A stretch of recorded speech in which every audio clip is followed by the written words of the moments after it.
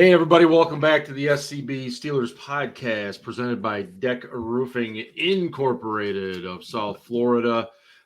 We are thrilled to be part of the Pigskin Podcast Network, and we are back with you following the Steelers Week 18 win. Sounds weird to say. Week 18 win over the hated Baltimore Ravens, 26-14 in Baltimore. That was only the beginning of a very long, interesting, fun day and evening and night and maybe even early morning, depending on where you were, that saw the Steelers finally get into the postseason. And we'll talk about all kinds of that stuff this hour. And joining me are Ian and Ben. And just real quick, Miss Ellie is under the weather tonight. She sent us a note about lunchtime today. She's just not feeling it. So I'm sure, being the Brit that she is, she's probably having tea spiked with some sort of bourbon or something. Or I think all she drinks is gin. Is she a gin person? Is that what it was? That's all she seems to drink. Like, some British thing, yeah. Tea and gin. Yeah. Maybe she drinks Zima or something with it. I don't know. Or those Trulies, or I don't know. Yeah. Maybe she likes the mango icy light that you're so fond of. Well, I'll send her some mangoes. We are very pleased to have Mr. Ryan Scarpino joining us tonight. He has joined the show several times before. He is the former Steelers PR man who has all of the insights and all of the opinions. He says they're negative. We don't care. We are just here for the fun. Ryan, how are you tonight? Pretty good. Pretty good. Always a pleasure. It's an honor to be on this. I appreciate it very much. Always a good time. Honor. Shut up. I don't know if there's any honor involved in this program, but we appreciate that. Holy cow, guys. The Steelers a couple weeks ago were dead in the water. Didn't look like they had any chance. They get that emotional Monday night win over Cleveland, and then they know they've got to go to Baltimore to win to even start the process. And lo and behold, the Jacksonville Jaguars knock off the Colts. Wow. 16-point dogs. I was stunned. I thought maybe, okay, they'll win on a field goal, but they just had their way with the Colts. Carson Wentz, man, I don't know how he hasn't been ridden out of that town yet. But the Steelers got to this point because two teams that should have just run the ball and never let their quarterback touch it, the Browns against us and the Colts against the Jags, let their quarterback handle the ball. Ryan's up there nodding his head. Yep. You're absolutely right. It's what did Jonathan Taylor got 12 touches, I think, or 12 carries at the very least. I think. They got behind and decided they were going to throw it, and then they got further behind, and then they had to throw it. It was a disaster. Worst possible scenario for them, and I'll have to say the Ravens did a tremendous job of highlighting the Colts Jaguars game throughout. Every time CBS took a wide pan of M&T Stadium, you could see up on the big board they were showing the Colts and the Jags, and it was, of course, the Ravens needed that to happen too for them to have any sniff, but. Well, by the way, did Harbaugh shake Tomlin's hand at the end of the game? Ooh. Somebody told me he didn't even go to midfield. He turned and walked down, kind of like how the Steelers have that little stairway down behind the stand. I don't know. I didn't notice one way or the other. I'm guessing he must have, because it would have been a bigger stink in the media. It would have been a story. Right. Harbaugh's an ass, and people would have taken note. Right. The whole Harbaugh family's a bunch of asses. So You're not going to get an argument from me. They just would have been like, that's another example of a Harbaugh being an ass. Oh man, you aren't kidding. Ryan, did you stay up and watch the Raiders Chargers? Yeah, you did. Okay. I just like to add one more point about not running the ball. First play of the fourth quarter, the Ravens are at the Steelers 12, and they throw it, and Cam Sutton gets that interception. And I firmly believe that if they just run the ball, they score a touchdown, the game's over. Yep. And I agree. That segues into, if Harbaugh didn't try to go for 2 twice, the Ravens likely have maybe 2 wins, maybe another win. Yeah. And they're not even in that position. And the Steelers might not have been playing for anything. Anyway, hindsight's always 20/20. It's fantastic. It's fantastic that Harbaugh's mistakes, because I love watching a Harbaugh lose. It's fantastic. I'm being serious. That because he screwed up, great coach that John Harbaugh is, and I think he's pretty good. He really is. He's a very good coach. He is. But I don't think he's as good as a lot of Steelers fans make him out to be. And he's human, just like everybody else. Sometimes he makes mistakes, and I respect the hell out of the fact that he went for 2 a couple of times and was like, "We're going to win this game. We're going to go for it now. We're going to win." And he found out that his team maybe didn't have the character to do that.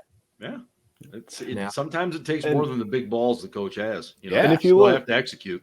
If you look back on December 1st, like right before we played the Ravens the first time, the Ravens were 8-3 and we were 5-1. Right. And then Harbaugh goes for 2 and we beat them, and they don't win again. They finished the year 8-9. They lost their last 6 games, and we somehow jump them and make the playoffs. I mean, it's shades of the Steelers in '98 when they lost that coin toss game.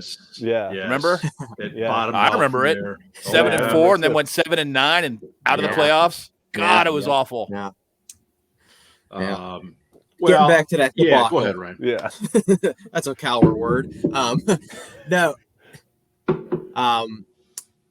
The Raiders are up 15, and I'm getting ready to go to bed, and I'm like, you know what?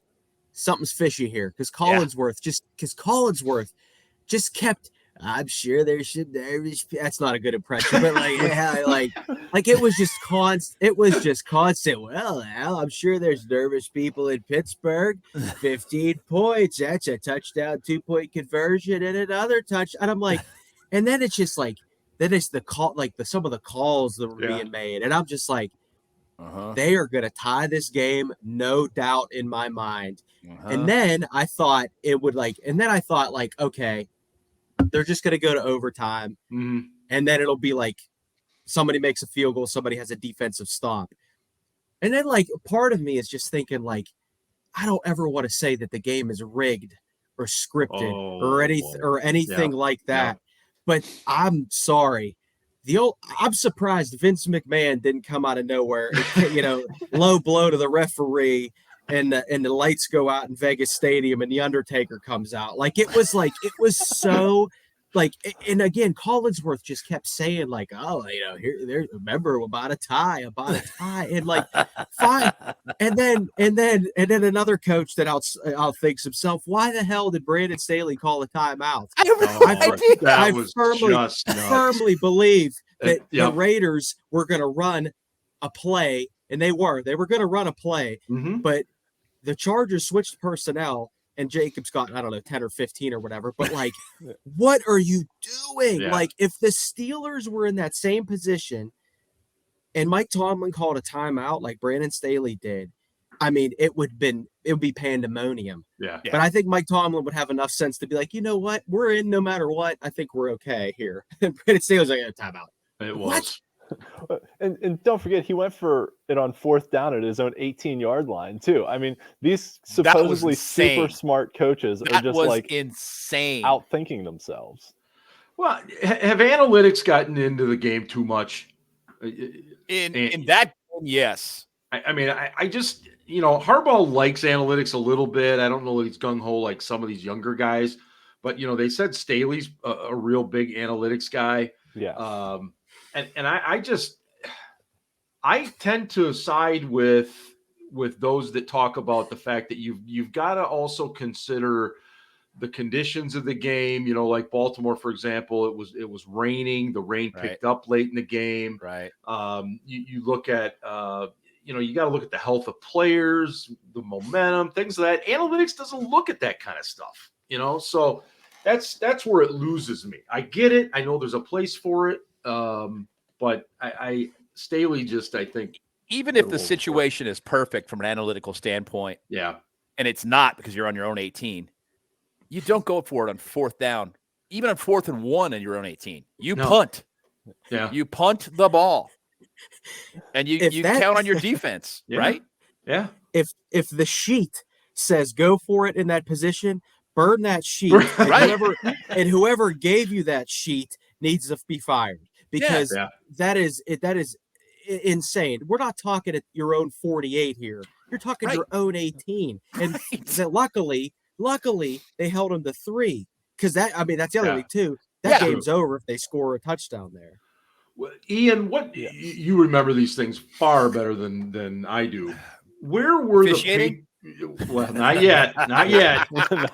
We're getting there. Where were the Patriots when they were playing the Colts? And Belichick they went for it. And they were like on the 20 or so. It was right around the 20-yard line also. And his logic was just simply that I don't want to give the ball back to Peyton Manning. If I remember correctly.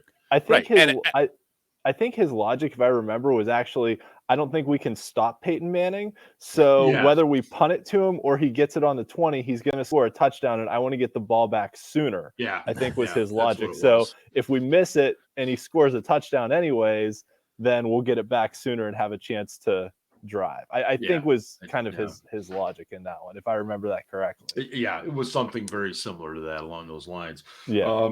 As far as the officiating, the one call that Steeler Nation is still talking about quite a bit, and Ben, I know you're kind of over it. I don't know that some people are, but I mean, it sucks. TJ Watt, it looked like he had the tie earlier in the game on what eventually became known as an aborted play. Your thoughts on that, Ben? Well, you pointed this out during the game. It's just like when a quarterback rolls up in the fetal position and gives up a sack so that his friend can get the sack record. That wasn't an aborted play. You don't blow the whistle there when the guy's laying on the ground. Right. I get it. They saw a quarterback fumbling for the ball. They saw him recover it. They blew the whistle. Dead play. As far as they're concerned, that's it. Then TJ came in after Huntley got up, tackled him, took him down. Huntley's playing through the whistle, as you're coached to do on any play where there's a potential turnover. It sucks, but it is what it is, man. I mean, they're not going to go back and change it. I knew when the Steelers decided they were going to appeal it that they weren't going to change it. So, TJ's a young guy. He'll have another run at it. Maybe he'll actually play 16 games next year. And he could have put it. Maybe he'll play 17, but I'd like to see him break the record in 16, because then, this year he did it in 15. Right. Then it shuts people up. And he didn't play significant stretches during those 15 games. People forget he didn't play a whole lot against the Chiefs the first time we played him either, but we'll tackle that when we get to it. Ian, what was your thoughts on that whole debacle? The difficulty too is when you have these running quarterbacks is where do you draw the line between what's a sack and what's a tackle for loss? I remember when we played in Arizona a few years ago and I looked at the stat sheet, I was like, wow, I thought we sacked Kyler Murray so many times, but like some of them got logged as tackles for losses because, he tucked it. The official scorer made a determination. And that was what I saw with the replay with Huntley was, he picked up the ball off the ground and tucked it and started to run. He didn't cock it back like he was going to throw it. So, you can make the case it was a fumbled snap and he was a runner and it was a tackle for loss, which I think is what it got ruled eventually anyways. So, I think that's the difficulty is, where do you draw the line between when they're a runner and when they're a passer and a sack versus a tackle for loss? Ryan, did you guys ever have, when you were there with the team, did you guys ever have a situation where players were like, hey, I think this happened. Should we call the league office? I mean, how does something like that work inside there? Yeah, there were definitely some times where a player would request. I'm like, you weren't even near the play. Come on, but we would either reach out to Elias at our own, but it kind of depended. It kind of depended on their circumstance. I'm sure that members that rank higher than the PR staff probably phoned a friend or two in this case, but I've been in a press box numerous times, countless times, and I don't want to say, like, I understand that it was in Baltimore, and Steelers fans thinks like the Ravens fans, are homers or whatever, and to be fair, even if you look at like the NFL GSIS manual, whatever, for what it's worth, it says it talks about when it's a passing down. Right. I don't necessarily know if it was a passing down. So if the snap was aborted, then it's whatever. And that's and I do believe that they ruled it correctly. I know people won't like that, but then I also think the week before TJ Watt got 4 sacks, and I think that he shouldn't have been credited with one. I think it should have been called a team sack. It's one where Mayfield gave himself up, and it looked like Montrevious. By the way, he's a really good pickup. He gets off quickly. Yeah, that's a real Anyway, off practice squad, he's fantastic. I love it. So Montrevious Adams, I think it should have actually probably gone to him or been a team sack. So anyway, I know what you're talking about. Yeah. Bottom line is, there is no conspiracy against the Steelers or anything like that. I mean, 22 and a half sacks. Oh, come on, Ryan. No, it's pretty good. The NFL hates the Steelers. That's why they had so little success for the past 2 decades. And speaking of TJ, and this has annoyed me all year, he's one of the best defensive players in football. I don't care if he gets Defensive Player of the Year or not. I don't need that award to tell me that he's amazing, and I would want him on my team. Thank you for listening. This has been Ryan's TED Talk. I agree, but I think he does deserve it this year. I think he is deserving. Agreed. Fine. Agreed. But that's just my take, and I agree with you. It's not going to diminish his performance if he doesn't win it. It didn't diminish it last year or the year before. Yeah, Ian, go ahead. Yeah, since you guys like hearing me bitch about the refs. Oh, here we go. Yeah. Talk to me. TJ actually would have had the record if they didn't throw that horseshit flag on Cam Hayward, because TJ and Cam both got half a sack on that play. I forgot about that. They docked. It became a no play because there was a whatever they called stupid personal foul for touching Cam the quarterback too difficultly on Cam Hayward or something. Shot to the head. Yeah. Yep. But and then TJ got the sack on the next play that set the record. They ruled it unnecessary roughness. But what did they see? I remember watching the play going, I don't know. TJ had his legs and Cam hit him up high, and they were just like, "Oh, that's a flag." It looked like he hit him too hard. I don't know. When I saw it live, I thought Cam got up underneath his helmet, under his chin. Yeah, under his chin. But then when I went back and saw the replay, I'm like, wait a minute, he got his shoulder there, not his helmet. Yeah, but they're making those calls real time. Yeah, absolutely. And I'm not saying it was a bad call per se. I'm just, because that's what I try to go on is when I see it at the same speed that they see it. And that's what I try to do my best with. Hey, quick reminder, we are presented by DEK Roofing of South Florida. DEK serves Broward and the Southern Palm Beach counties, whether it's commercial, industrial, residential, multifamily, or condos. Contact DEK Roofing today by visiting dekroofing.com. I need to talk to John Deck. He's bumming. The Dolphins had a great run there, but ran out of gas at the end. They got beat by Tennessee 2 weeks ago. So that knocked them out, but nevertheless, a lot of stuff going on down there. Okay, so Ben, Ryan, what were your thoughts? Because we haven't talked to you since then. What were your thoughts on the Cleveland game? Everything that transpired at the end. Because you've seen a lot of things happen at Heinz Field. Yeah, I mean, where did that rank for you? Yeah, I mean, you couldn't have really written it any better. Oddly enough, I did because Betty White, rest in peace, had passed away. I did a a little spoof of the Golden Girls song and said, "Thank you for being Ben." It's on my Twitter. Scroll a little bit, but it's funny because I said UNC, the biggest gift would be from Najee, and then he had that house call, and I was like, "Oh, okay." Right. I mean, what a cool moment. I mean, Ben has been the quarterback for half of my life. And half of that, I pretty much half of that, I got to work with him. So it's really weird for me to sort of see that. But I thought I know I wouldn't have been able to control my emotions in that way. And I thought he did a good job performance wise. Yeah. That's a whole different story. Yeah. And I'm sure we'll talk about that, but Tom Brady in New England, and I know he has 7 Super Bowls, but Tom Brady lost his final regular season game, and then the next week he lost to the Titans. So he lost to the Dolphins? Dolphins? Was it Dolphins and Titans, I think. Yes. So Tom Brady So Tom Brady lost his last regular season game in New England, and then a week later he lost in the postseason. So at least Ben definitely went out on a winning note in the regular season at Heinz Field. For sure. If he retires. I've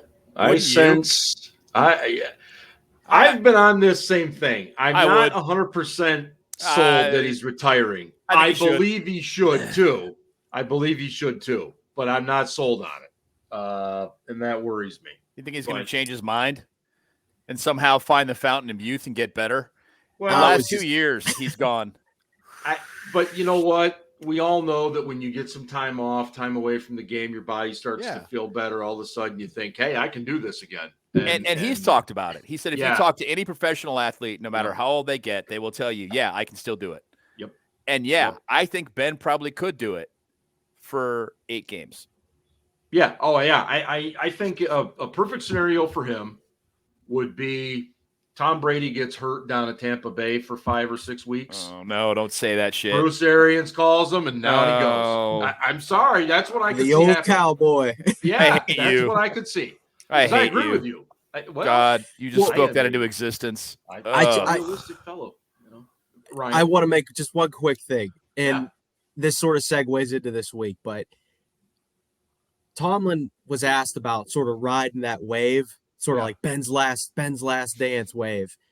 How do you mentally prepare for your last home game ever, your last regular season game ever, and then, we're actually in this thing, and we're going to play the Chiefs on the road? And in my opinion, it looks like Ben has been sort of mentally drained for a couple weeks now. I'm not saying he's checked out because he's game-winning drives, making necessary throws. But listen, I don't know how he's still walking because there's been so many times this season I didn't think he was going to get up. But I'm thinking up here, where is he really at? And that's a great question. I don't know. I mean, fourth quarter Ben this year has been money. Yeah. He really has. To Ryan's I'm more concerned about the way he starts games than I am the way he finishes them. Yeah. To Ryan's point, though, I agree. Like, if you look, like, if you saw pictures of Ben, like, before the Cleveland game, like, when he was warming up, like, he looked depressed. Like, it was worrisome, the look on his face. Like, he came out and played okay, good enough for us to win, but it wasn't that sort of locked in warrior mentality that you see in his eyes. Like, there's been games where he's like charged out of the tunnel and you knew he was like there's no friggin' way we're losing this game just by the way he like his body language when he runs out the tunnel. But that game, like, you could see he was wearing his emotions on his face. And I mean, for his whole career, everything he's done, I mean, like you guys said, 53 game-winning drives, which is second all-time behind Peyton Manning. He's tied with Brady and Breeze. All the fourth-quarter comebacks. I mean, he's had, I think, 5 fourth-quarter comebacks, 7 game-winning drives this season, which is the most he's ever had in a single season in his career. Insane. So, like Ben said, fourth quarter Roethlisberger has been really good. It's just like what's happening for the first 3 quarters. But the way I kind of look at it too is that, considering, the big picture of this season, right? Stephon Tuitt never came back. Devin Bush never got back to form after his injury. Minkah Fitzpatrick out early. Out early. Yep. Minkah Fitzpatrick was our leading tackler on defense, which is, Minkah's great. I love him, but you never want your free safety to be your leading tackler. No. We had no run defense. Our offensive line was non-existent. Like, Watt and other guys, we had that groin epidemic at the beginning of the season. We had, all the injuries. Ben missed a game with COVID. Joe Haeg missed a bunch of time. Yep. Everything that happened we still made, like, it feels just like a massive accomplishment just to make the playoffs with everything that happened this season, that it kind of feels like we're playing with house money now. And it's like, you forgot the really difficult schedule they had this year. They did have a really hard schedule. You're right. It was ridiculous. Yeah. It was the hardest ranked schedule coming into the season. I don't remember where they finished the season. I don't know. I haven't sat down and looked at it, but actually, cumulative records of opponents. You probably will do that now. I did look it up the other day, actually. I think they had like the second or third highest strength of victory of any playoff team. Which, let me look here. Hold on 1 second. Yeah, they beat the Titans and the Bills. So that's Ravens twice. Double-digit wins. Ravens had 8 wins. Browns had 7 wins. And the Chiefs, by the way, lost to Buffalo. They lost to the Ravens, and they lost to the Titans. Yeah, they lost to the Titans. They lost to the Chargers, and they lost last week. But whatever. Yeah. So of the AFC playoff teams, only the Chiefs had a harder strength of schedule than we did. Yeah. Okay. So we had the second highest of the playoff teams. Obviously, like. Actually, Baltimore had the second highest in the conference. But, some of that is when you lose more games, then it helps your strength of schedule because the other teams, so it's all kind of backwards. But, you know what I mean. But, we did have a very difficult schedule. So, like my broader point is we're playing with house money here, right? That anything that happens is gravy. Yeah. I think that's kind of what Ben was getting at yesterday in his interview. We don't have a chance. We're just going to go have fun. He was just being a smartass. Yeah. He was being a smartass. He was being sarcastic. He was like, we don't have any chance. You guys aren't giving us any chance, so I'm just going to roll with it. Yeah, you're right. We don't have a chance. Yeah. No chance. That's what he's doing, and I get it. And I mean, look, if we get beat, then you're going to hear all the same people saying, I wish we would have lost, so we got a better draft pick. Oh, Jesus. Oh my God! Okay, all right. Here's the thing: you can never win anything if you're not at the dance, right? You always want to be in the dance, even if you lose. You always want to be there. It's better than sitting at home on your couch. Ryan, I gotta say this because it's annoyed me, and I tweeted this as well. Uh-oh. Okay. You don't have to apologize for getting in. It is remarkable that this team won 9 games. Okay. Right. It is. I just can't accept contentment with just making it in because that is not the Pittsburgh Steelers in any way. Absolutely. And then the chatter has been, well, I don't care what happens this Sunday. We got in. I beg to differ. I mean, this is, if there was ever a game, obviously, but if they put together their best performance of the season, a loss is a loss or whatever. But if they win, this would be like one of the biggest upsets. It's probably way bigger than the Indy game in 2005. So I do think I'm not trying to down people that are happy that they made the playoffs, but I just feel that there's a growing sense of contentment because in 3 of the last 4 years, the Steelers have had to win in the final week and have help to get in. And that's not any way you want to do business. This team used to be about winning the division first and then winning the Super Bowl. And that hasn't happened in a long time. Yeah.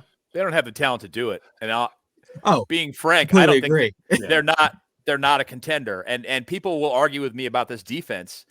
I say all the time, this is a below average defense. Well, no, they're not. They've got Minka, and they've got Cam, and they've got TJ Watt, and TJ Watt's going to be Defensive Player of the Year. 3 guys does not make a defense. No. There are 8 other guys out there that they can't cover for. Just look at the stats against the run. I mean, they're last in the league in yards per carry. Wow. 32nd. Look at that. 32nd. They suck. I mean, sorry. 200 yards plus last week. I mean, Latavius Murray. It's embarrassing. Those runs up the middle. You remember when nobody ever tried to run on the Steelers because why would you? That was pointless. I mean, why would you do that? Yeah, no, I know it. Historically bad rush defense. Like, yeah, it the has been. most yards ever, even in a 16-game season. Ryan, was that your tweet this week? I saw that talked about how historically bad, but then you mentioned I think the 2006 Colts. Yeah, so the Steelers are the Steelers are one of 3 teams since the merger to allow 2,400 rushing yards in a season and still make the playoffs. The other 2 were the 1980 Vikings. Yep. The 1980 Vikings lost to Philly by like 15 points in their opener. Yep. And then oddly enough, the 2006 Colts won the Super Bowl. Yep. They won the Super Bowl. They didn't get a bye, even though they were 12-4. But they had Peyton Manning. Yep. Yeah. And not only did they have Peyton Manning, they had a top 15. They had a top 15 rushing attack, and their pass defense was solid. So I think they won at Baltimore that year. Yeah, I remember. I could look that up, but their running defense was terrible, and then all of a sudden they got in the playoffs and they just shut everybody down. Yeah, I'm not suggesting that's going to happen for us this week, but it would be nice. Well, you just never know. I mean, maybe Tua will start practicing tomorrow. Probably not. Hey, speaking of that, JuJu, holy cow, where did that come from? Right? Yeah, I mean, look, I don't think anybody is under any sort of thought that he will play, but Tomlin's not ruling it out. I know there's some gamesmanship there. Deontay Johnson was asked. He's like, man, he looks good to go. That kind of stuff. But I mean, he can't be in football shape at this point. Well, that's Ben. What would you expect from him? Let's say all of a sudden on Saturday they activate him. I mean, what would you expect on Sunday? 15 plays out of the slot, maybe. Yeah. I mean, which is fine. Right. I'm fine with 15 plays from JuJu over Cody White. Mm-hmm. But if JuJu is active, you can still expect a big dose of Ray McCloud. Yeah. I have to go on the record here. I will never say anything bad about Ray. I've been dissing Ray McCloud all year. He made that 4th and 10 catch or 4th and 8 catch. Yeah, he did. And had the wherewithal to fall backwards across the first down line. And I will never say anything bad about him again. And he had his best game ever as a return specialist. Yeah. That dude, his one up the middle was huge. Yeah. That dude has also made catches and has gotten rocked. And yeah, I mean, that dude has major heart. Yeah. Like I agree with Ian. I've trashed him a bunch, but I won't anymore. He's won me over with effort the past month. As a return man, he scares the dickens out of me. It's like eventually he's gonna break one, right? It's gonna happen. You'd think. But but no, Ian's absolutely right. Mad props to him. He takes tons of hits and he makes smart plays, and it's just on especially on punt return, he just makes you nervous. Yeah, he's not a big dude. No, he was smaller than I thought he would be. He comes out of the huddle and you're like, Jesus, man, that guy's tiny. Whoa. Yeah, not a big dude at all. So hey, we're going into Kansas City.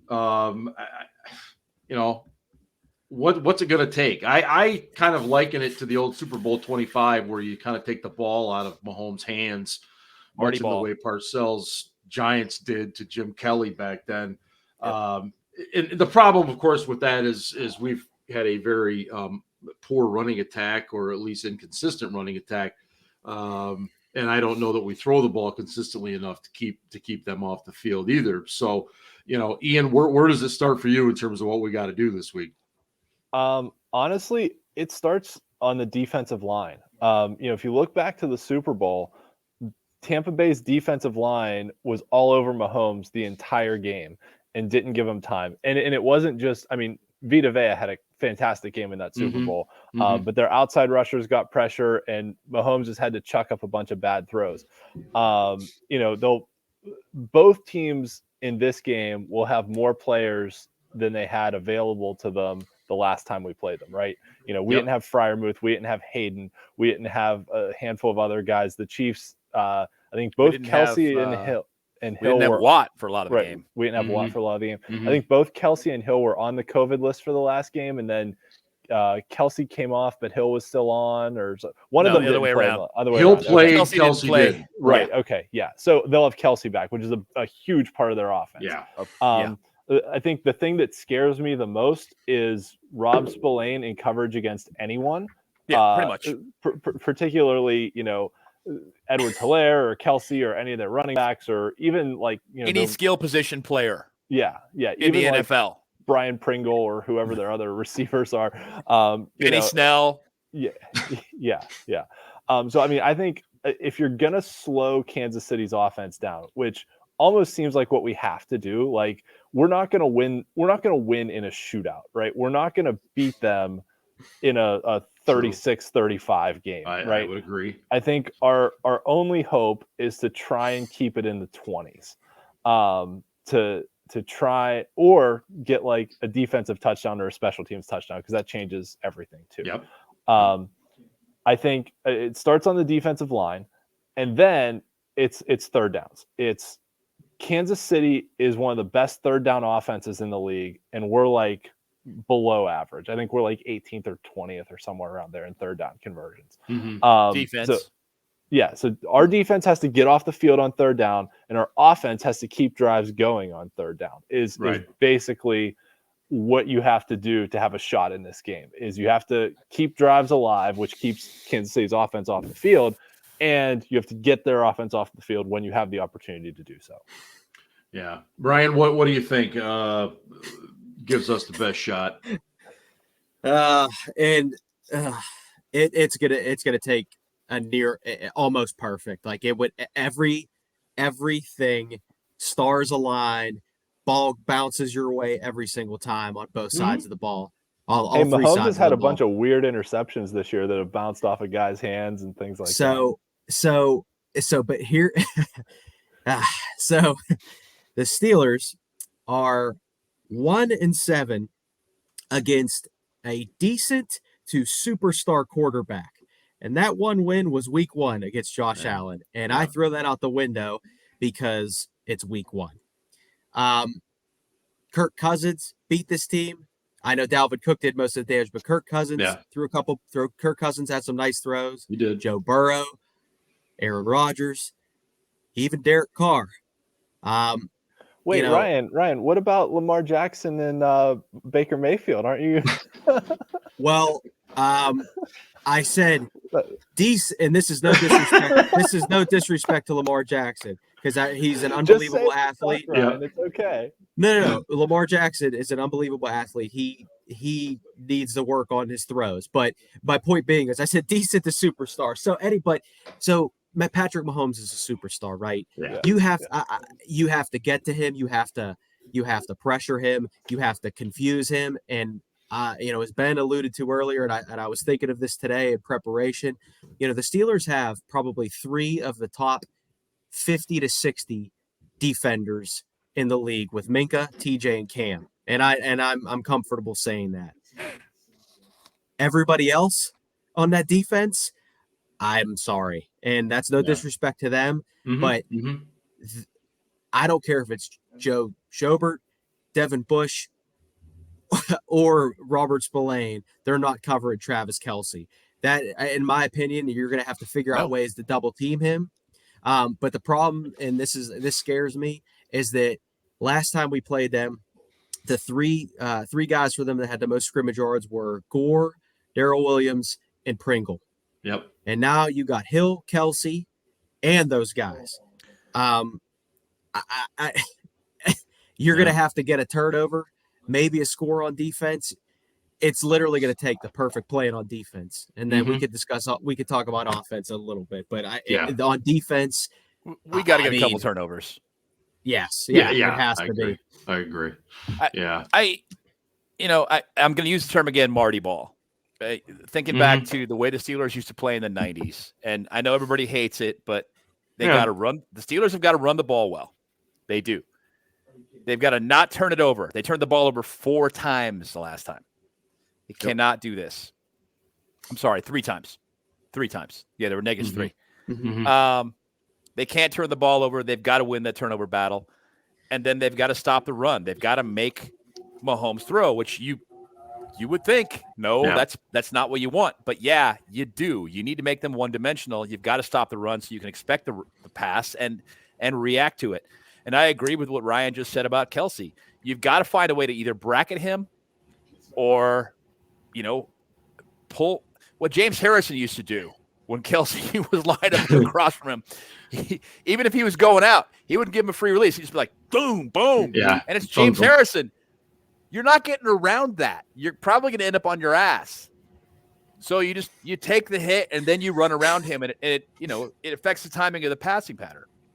Yeah, no, it's got to happen. Right. I think Joe Schobert has got to shadow him all day long. I don't think he's good enough to cover him, stick with him, but he's their best option right now, without question. Right. As a coverage linebacker, if they put him outside, obviously you can use one of the bigger corners on him, but they're not going to be able to jam him at the line. No. Let me real quick just tell everybody about our good sponsor with the Pigskin Podcast Network. Download the DraftKings Sportsbook app now. Use promo code TPPN. Get 56-1 odds on any NFL team. Bet just $5 and win $280 in free bets. If your team wins, that's promo code TPPN this wildcard weekend at DraftKings Sportsbook, an official sports betting partner of the NFL. 56-1. Crazy, isn't it? That's insane. So offensively, Ian, I mean, it's not just as simple as here Najee run and here Ben don't turn the ball over, just complete passes. I mean, what do they got to do offensively? I mean, the Chiefs started the year pretty bad on defense, but they've gotten pretty good over the last few weeks. What we saw the last 2 weeks of the season with Cincinnati and Denver was players making supreme individual efforts. Jamar Chase for the Bengals, the yards, the touchdowns, all that. But I mean, some of those were outstanding individual efforts that he caught passes and then was able to slice through the defense for touchdowns and extra yards and all that stuff. Chase Claypool can't fall down every time he catches the ball. Deontay Johnson can't run out of bounds every time he catches the ball.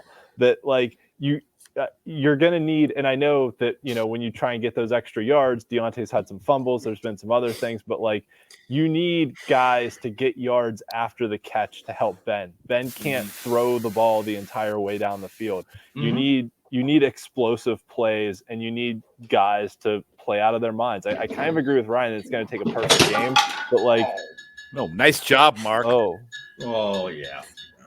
That was not perfect. That was alcohol abuse, is what that was. No, you didn't spill your booze, really? Just I believe we had a beer that was caught in the door when I pulled it open, and it snapped the neck of the beer. So we're going to continue this show because the show is much more important than my concrete floor right now. Yeah. Anyway, I'm sorry to interrupt there. That's mostly what I had. We can kick it over to Ben or Ryan for their input. Ryan, what do they got to do offensively here? Well, ideally, and I tweeted this when they last played, it'd be really cool if they could hold the Chiefs to 24 or less. And I really do think if you could hold that team to 24, and that would mean that the Steelers would need to score 24 at minimum. 25. 25, but at least to give yourself a chance to play an extra 10 minutes or whatever it is. Now, give fourth quarter Ben a chance to come in and win another one. And do you know the only team to not have a game with 400 total yards this year is? The Pittsburgh Steelers. I'm going to guess the Pittsburgh Steelers. Yeah. The Steelers have not had one game this year where they recorded 400 yards or more of total offense. And in their last 4 games, they had 168, 303, 299, and 314. So we're not close. Wow. This again. So what is you're going saying to be a hurt. This is going to take again a perfect And you know, and I know it's just Twitter, but all the chatter about we gotta surprise them like we did the Colts in 2005. Oh God, we had a top 5 rushing attack in 2005 and a stellar defense. Yeah, a top 5 overall. Top 10 overall offense and defense, a top 5 rushing defense, a top 5 rushing offense, and our quarterback could move. That being said, the chatter of people thinking that all of a sudden this offense is just gonna turn that switch on and Matt Canada's gonna call all these plays. He called a flea flicker last game when we didn't even try to establish the run. That was not good. No. So, and getting back to JuJu, I doubt he's going to play. I honestly think he was probably a little bored. And I also think it's a little bit of mind games, gamesmanship. Yes. But JuJu, his last 20 games, averages 8.6 yards a catch, which goes rated to they throw short of the sticks. Yeah. Ben, if this is your last game, I don't care if his arm falls off. Somebody go deep, and I don't even care if he throws a pick. But if they throw short of the sticks this whole game, it's going to be ugly, and it's going to be sad. It really will be. Yeah. Ryan Ben, brings what? I'm sorry, you can go ahead. Ryan brings up a good point about 24 points. The Steelers are 8-0-1 this year when they hold their opponents under 21 points. So 20 points or fewer, we've not lost a game. You give up more than 21 or more. So what you're saying is if Mason Rudolph hadn't played against the Lions, that wouldn't have been a tie. It would have been – if Mason Rudolph hadn't played, we would have been 9-0. But actually, it wouldn't have changed our playoff position, like our seeding. We would have made the playoffs, but it wouldn't have changed our seeding because we still would have been the 7th seed. I figured we it all lost out. to the Raiders. Yes. Yeah. While I'm thinking of it, Ben, did Tomlin – did he make a mistake going back to Presley Harvin? Maybe. But let's finish up what the offense needs to do. Yeah, that's fine. The offense has to win on first down and third down. Okay, third down is obvious. You got to convert third downs. You got to keep moving the chains down the field. But they've got to win on first down to give themselves a chance to keep moving the chains. And by that, I mean they've got to get at least 5 yards on every first down. That's got to be a thing. That needs to be a focus for them. Every time they've got to get at least 5, because what that does on third down is it typically gives you a very short third down, which is makeable. It may be 3rd and 1, and Ben may throw it down the field like he loves to do. Mm-hmm. Those aren't always converted, but it also could put them in some positions where it's 2nd and short past midfield, and Ben will heave it downfield, and those typically work out pretty well. So.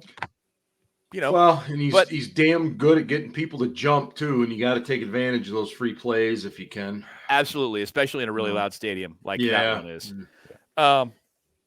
Presley Harvin, I think he just 2 things. One, he's being coached to angle the ball, which I'm not sure how great he is at when he's trying to kick toward the sideline, especially when he's had 2 weeks off. And they throw him back in and say, okay, here's what you're going to do. Waitman is not great at angling the ball. He's not good at getting the roll on the ball. Mm-hmm. He's not good at downing it inside the 10, 15-yard line.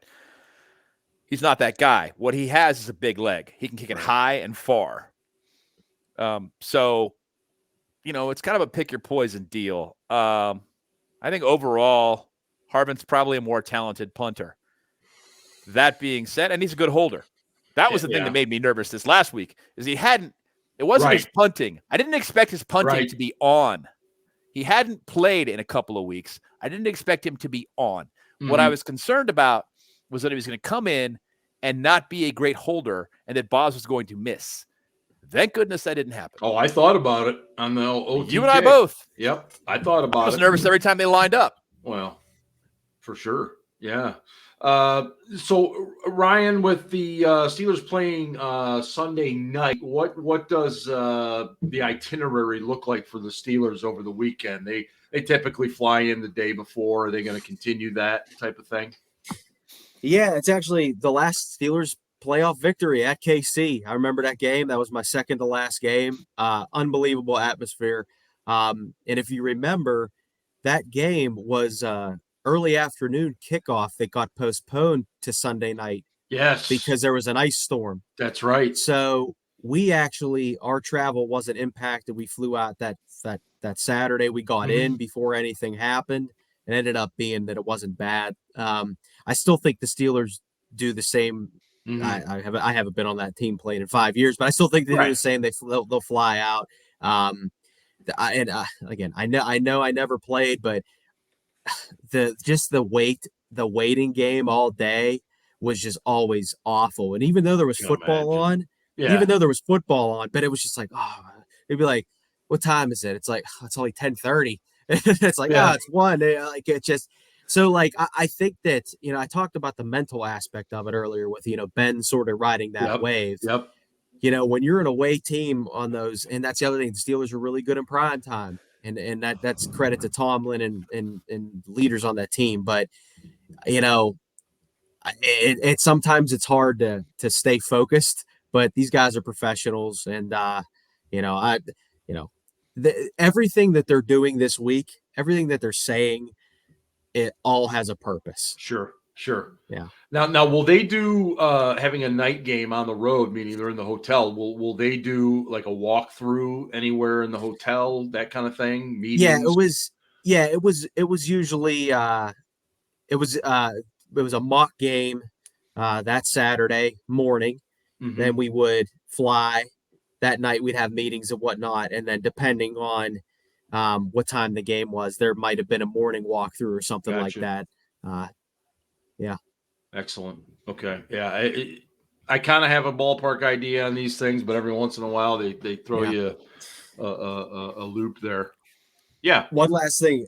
And I know Najee's supposed to practice tomorrow, but if he can't go, there's no chance. I mean, and I don't necessarily know if he's not good. I don't know if they would risk something long term by putting him in. I really don't, and I hope he plays, and I hope he is. But he needs to play for that. That's a big piece. Yeah, I would agree. I don't even think it's a question, at least in my mind.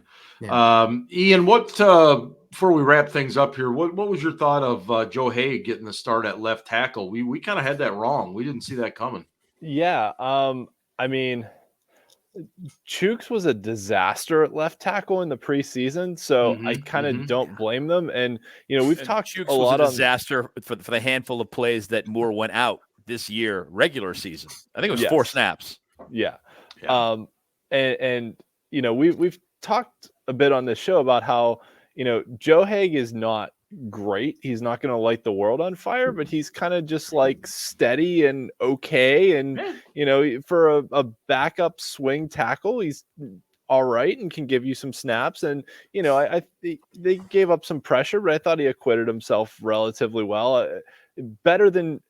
Haeg played better than Chooks did. And I think the other thing was, Chooks hasn't been real good on the right side either, but when you start shuffling guys around on the line, then you're playing next to somebody new. You got to work out that communication. Like then you're messing up 2 positions, right? You're putting in a new right tackle that has to talk to the right guard, and you're having a new left tackle that has to talk to the left guard versus just sticking in a new left tackle and only get, kind of having to work out that one side. So I think it was probably the right decision in retrospect, but it did surprise us. I think we all expected Banner to get the start at right tackle. Yeah. Yeah, I don't. Ben, any theories on Banner? I thought for sure he was going to. I thought for sure he was going to see some PT on Sunday, and it did not happen. My theory is that the guy we saw play against the Giants last year is who Banner is. I don't think it's real complicated. I think they're just basically saying he's not good enough to overtake Chooks Okorafor, who's not a good right tackle. Right. Yeah, that's. But they signed him. That's what's weird. Yeah, they signed him to a deal that pays him a little over $4 million a year, and he's played 4 snaps on offense. So what was the motivation to sign him to that deal and not use him? Obviously, they thought he was going to be better than he has been. And maybe it is injury, right? And I don't necessarily necessarily know if I want to see where it's going to happen, but maybe Devin Bush will be better next year, having more time to sort of baby Jesus. Please. But maybe Banner's in the same sort of in the same boat. But yeah, that is very strange. But kudos to Haas and Saucer. That's my Yinzer actually. Haas and Saucer, like leg glue, like these guys, leg glue, and that, I call him Haas and Saucer. Haas and Saucer, Leglue, Dan Moore Jr. And even Haeg, it hasn't been pretty most of the season. But they won when they needed to, and they're here.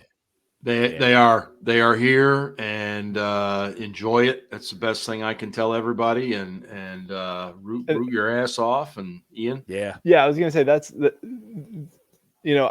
I was thinking a lot during the end of that Chargers Raiders game that, as it got closer and closer to the end, especially after the Chargers kicked a field goal and it was, tied at 32 and we've got 4 minutes left in overtime. I was like, oh shit, this is going to friggin' end in a tie and we're going to be out.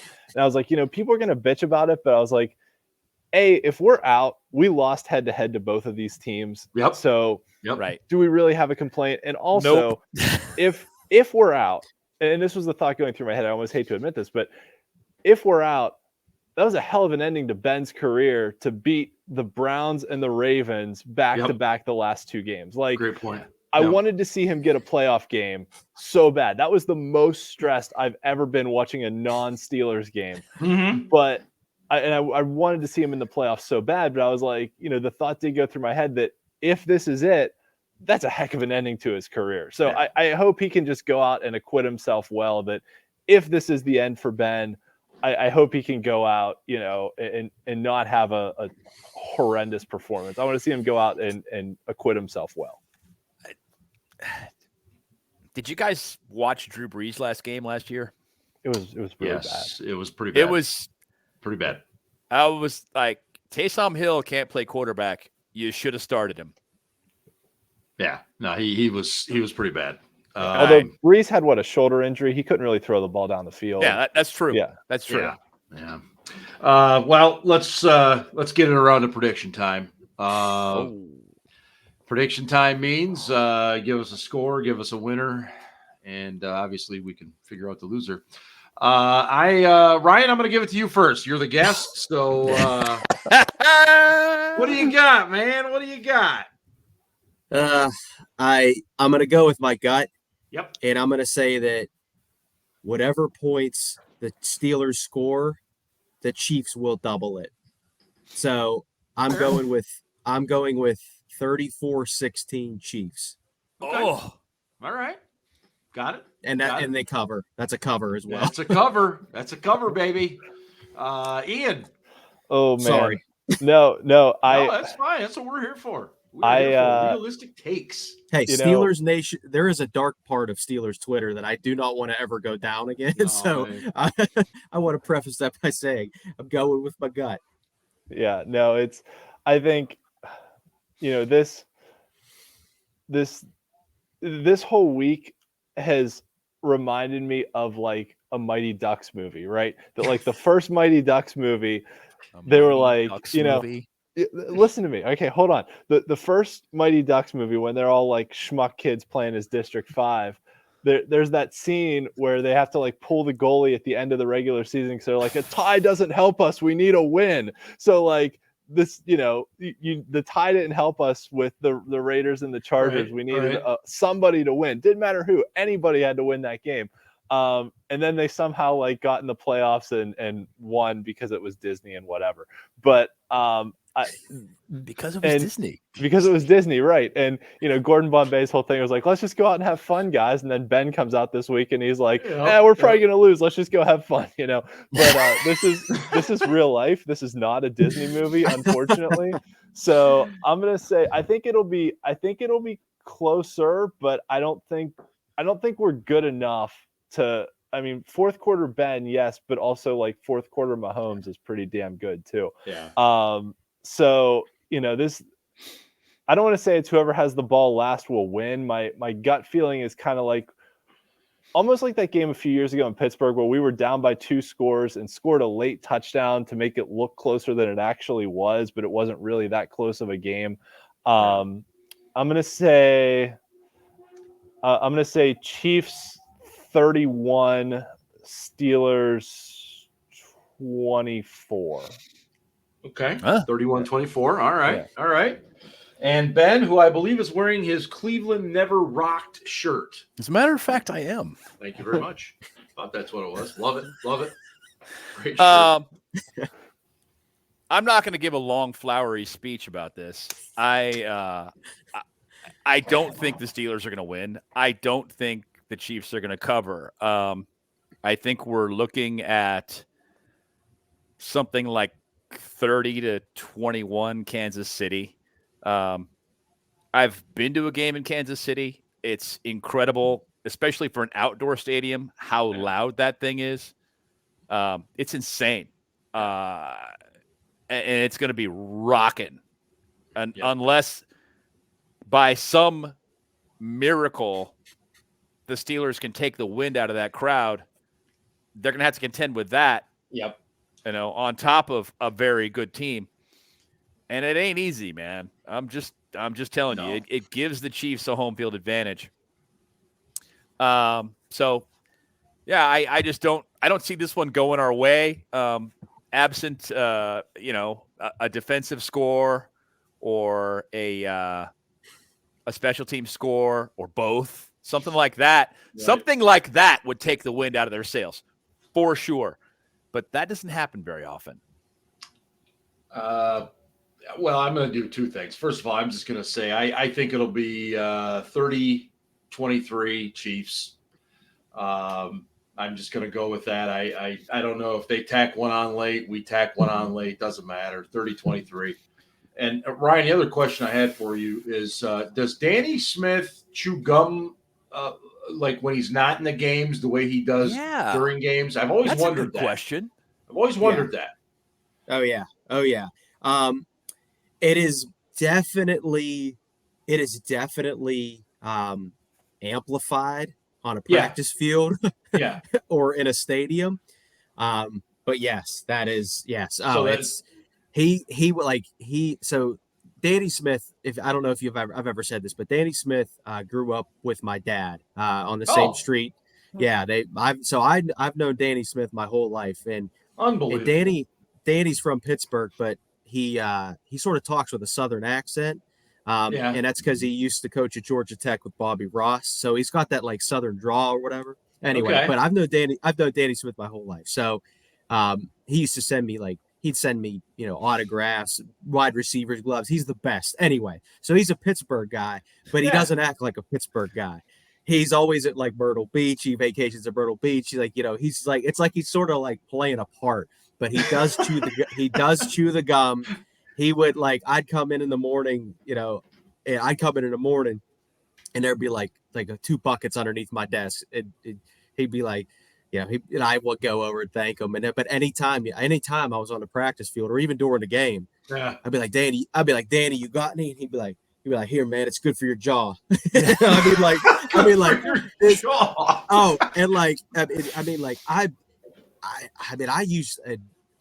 I used to probably have 6 pieces in my mouth at once. What does he chew? Is it like double bubble? It's double bubble. Yep. Double bubble. Yep. Yep, and the pink stuff too. They have the flavor stuff, just the pink stuff. Oh yeah, but this dude was like Wonka. He had unlimited amount of gum in his, it was unbelievable. I'm not even kidding you. Literally, he'd be like, "Hey, it's good for your jaw." I'd come back to him 10 minutes later, he'd have 30 more pieces. Danny's the best, and that's great. dialed one up in Buffalo, dialed one up against the Chargers. Who That's knows? right. Who knows? You never know. We need one, Danny. Hey, we need one bad. We need one bad. We need one really bad. Yeah. That's going to do it for the SCB Steelers podcast presented by DEK Roofing Incorporated of South Florida. Make sure you check out the site at steelcityblitz.com, plus all of our socials on Facebook, Instagram, and at SC Blitz on the Twitters. Ryan, thanks so much for joining us tonight. I know we will do it again. And hey, you know what? Anything can happen, as they say in pro football, any given would love Sunday. to be wrong. I would love You to got be wrong. that right. Same, you same, got it. same. You got it. And hey, go Steelers. And hey, Ravens suck, obviously. Yeah. Last place Ravens.